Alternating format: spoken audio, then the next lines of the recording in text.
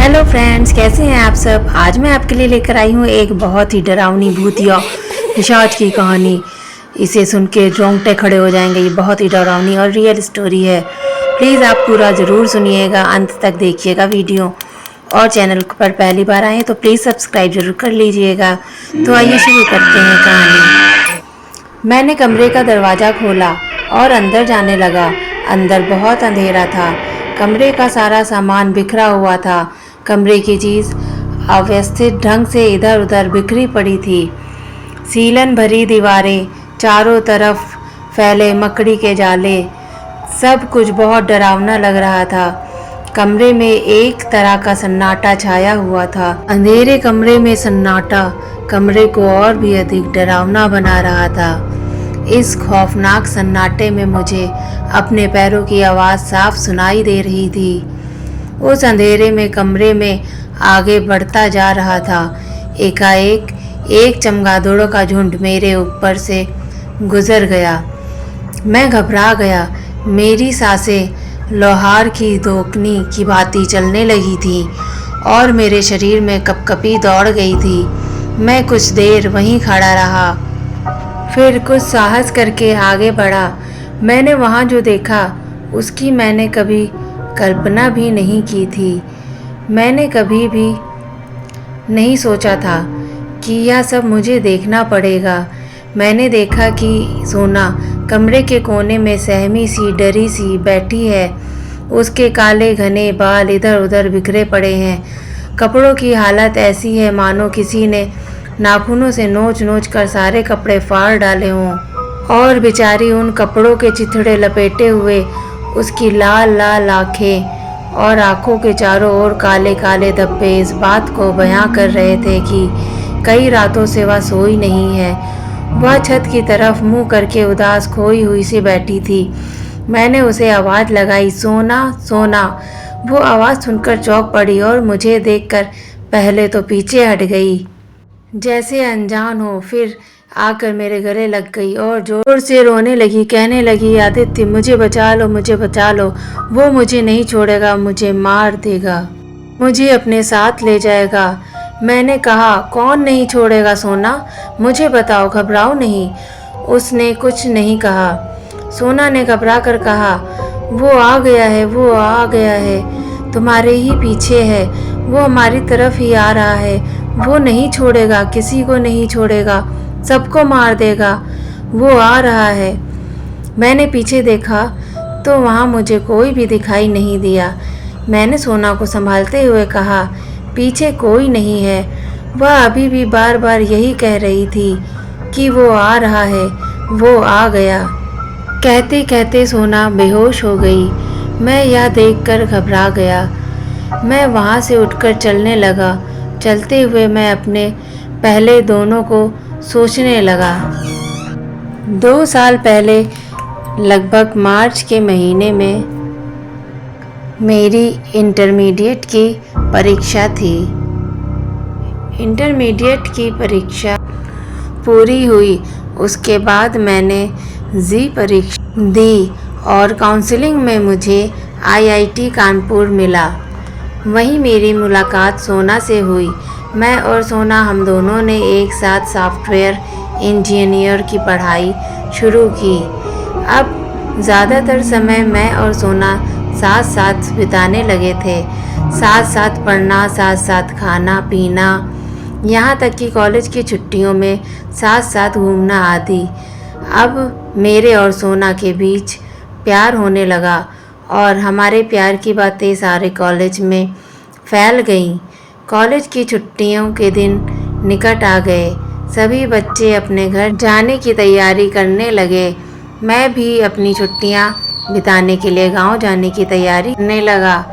मैं कमरे में अपना सामान पैक कर रहा था। शाम रात 10 बजे की मेरी ट्रेन थी। मैं एक एक चीज़ को संभाल संभाल कर रख रहा था। तभी अचानक मेरे कमरे का दरवाज़ा बजने लगा, जैसे कोई बाहर से दस्तक दे रहा हो। मैं, कौन है? उधर से आवाज़ आई, मैं सोना। मैं, दरवाज़ा खुला है, अंदर आ जाओ। वह मेरे पास आई और पलंग पर बैठ गई। मैं इस बार की छुट्टियों में मम्मी पापा के साथ कहाँ जाने का इरादा है? सोना, कहीं नहीं। सोचती हूँ इस बार घर पर ही रह जाऊँ। मैं, क्यों? घर बैठे बैठे बोर होना है क्या? सोना, नहीं, इस बार पापा ने लड़का देखने का फैसला किया है। मैं, परंतु सोना, तुमने उन्हें हमारे बारे में नहीं बताया। सोना ने रोते हुए कहा, वह तुमसे मेरी शादी नहीं करना चाहते। मैं, क्यों? सोना, पता नहीं। मैं फिर कुछ न बोल सका। सोना, फिर छुट्टियों के बाद मिलेंगे।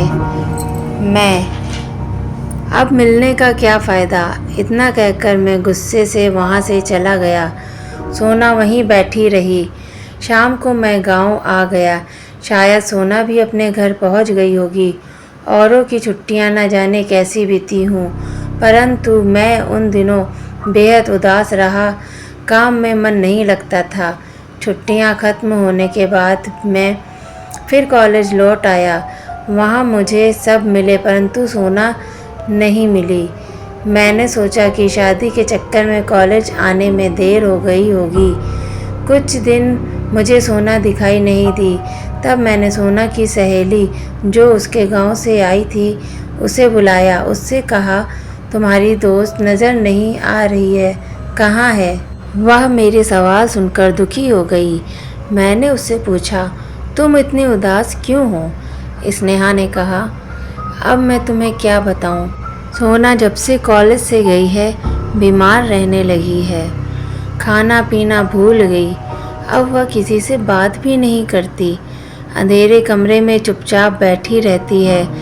कभी कभी इतनी बुरी तरह चिल्लाती है कि इंसानों की रूह कांप जाए।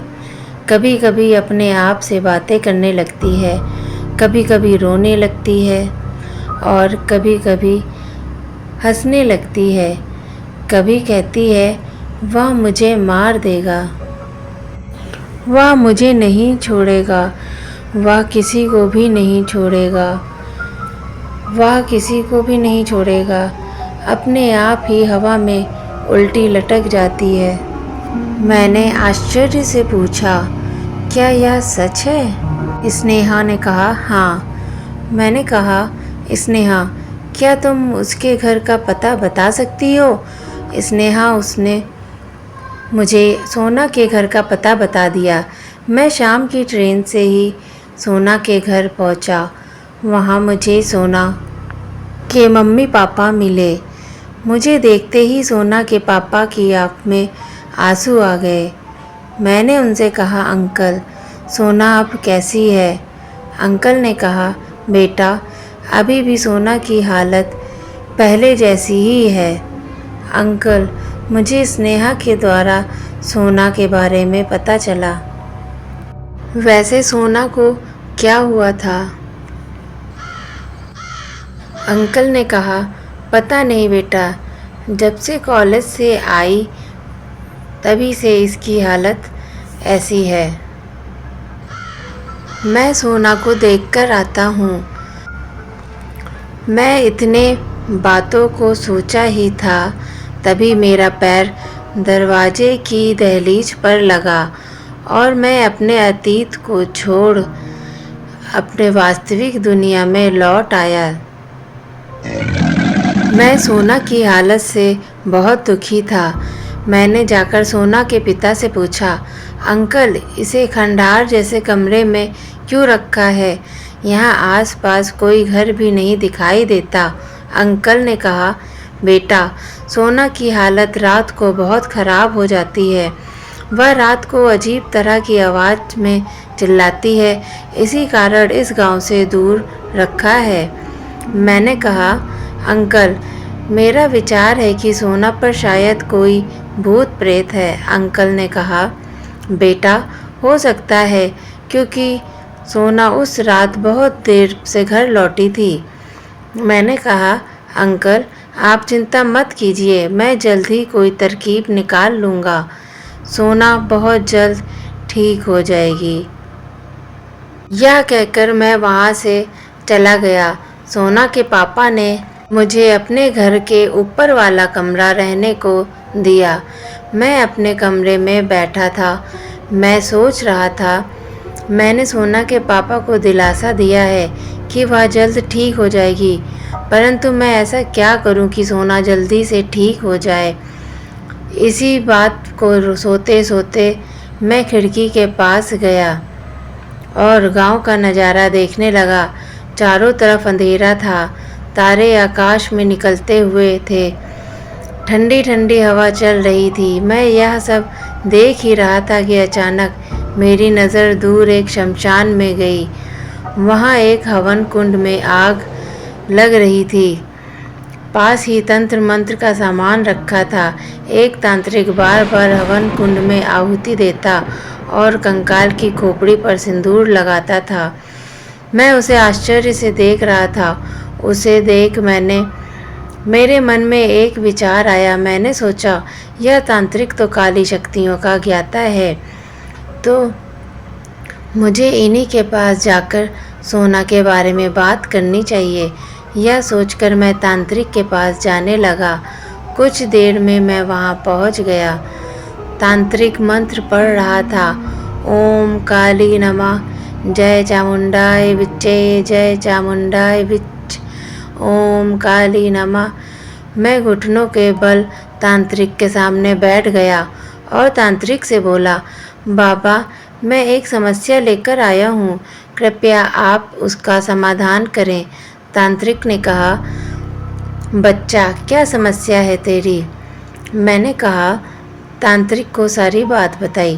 तांत्रिक, बेटा, उसे बच्ची पर काले जादू का साया है। काले जादू के सहारे किसी ने अपने घर के काले साए को उसे बच्ची पर डाल दिया और जब सोना घर आ रही थी तब उसने चौराहे पर हुए टुटके पर अपना पैर रखा। तब से ही वह पिशाच सोना के पीछे पड़ गया। मैंने कहा, बाबा, इसका कोई उपाय है? तांत्रिक बोला, हाँ बेटा, इसका एक उपाय है, परंतु वह उपाय बहुत कठिन है। उसमें एक सदस्य की जान जाएगी। पिशाच बहुत ताकतवर है। वह एक आत्मा अपने साथ लेकर ही जाएगा। मैं केवल बच्ची को ही बचा सकता हूँ। घर के एक सदस्य को अपनी जान देनी होगी और वह जान किसी की होगी, यह पिशाच ही जानता है। तांत्रिक की इन बातों को सुनकर पहले तो मैं घबरा गया, फिर राजी हो गया। तांत्रिक ने मुझे एक ताबीज़ और थोड़ी राख दी और कहा, बेटा, यह ताबीज़ लड़की के हाथ में बांध देना। जब तक यह ताबीज़ उसके हाथ में होगा, पिशाच उसे कुछ नहीं कर सकता। और इस राख को उसके कमरे में फैला देना। मैंने वैसा ही किया। मैंने ताबीज़ को सोना के हाथ में बांध दिया और राख को उसके कमरे में छिड़क दिया, परंतु पिशाच बहुत ताकतवर था। अगली सुबह सोना के घर के लिए बहुत शोकदायक हुई। सोने के पिता की मृत्यु हुई। वह पिशाच उन्हें ले गया। मैं इस बात से बहुत पछता रहा था कि सोना को तो बचा पाया, लेकिन उसके पिता को नहीं बचा पाया। मैं इस बात से बहुत खुश था कि मैंने सोना को बचा लिया। मैं सोना को लेकर कॉलेज आया, परंतु सोना अब पहले जैसी न थी। वह सुनसान बैठी रहती थी। मैंने सोचा कि वह अपने पिता के दुख के कारण ऐसा करती है, परंतु एक रात जब मैं पानी पीने के लिए उठा तो मैंने देखा सोना का शरीर हवा में लटका हुआ है। ईन का सीन में पिशाच बोला, मैं वापस आ गया हूँ, अब तुम्हारी बारी है, अब तुम्हारी बारी है। तो फ्रेंड्स, मेरे प्यारे दोस्तों, ये कहानी आपको कैसी लगी मुझे कमेंट करके ज़रूर बताइएगा। अगर अच्छी लगी हो तो अपने दोस्तों के साथ भी शेयर करिएगा। अगर वीडियो पसंद आया हो तो प्लीज़ लाइक कर दीजिएगा।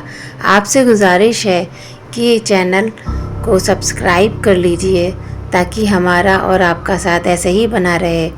मैं आपके लिए इसी तरह नई नई स्टोरीज़, हॉरर स्टोरीज़ लाती रहूँगी। Thank you for watching. बहुत बहुत धन्यवाद आप सबका, शुक्रिया। Bye bye.